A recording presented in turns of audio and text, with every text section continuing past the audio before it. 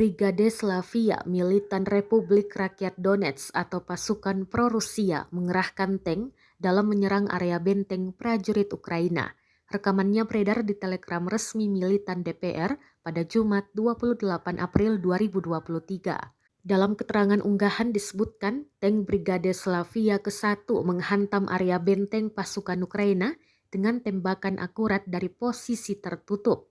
Pasukan pro-Rusia menghancurkan infanteri Ukraina yang terlindung dengan tembakan tepat sasaran dalam hitungan menit. Penyesuaian tembakan dikoreksi dengan bantuan quadrocopter atau drone.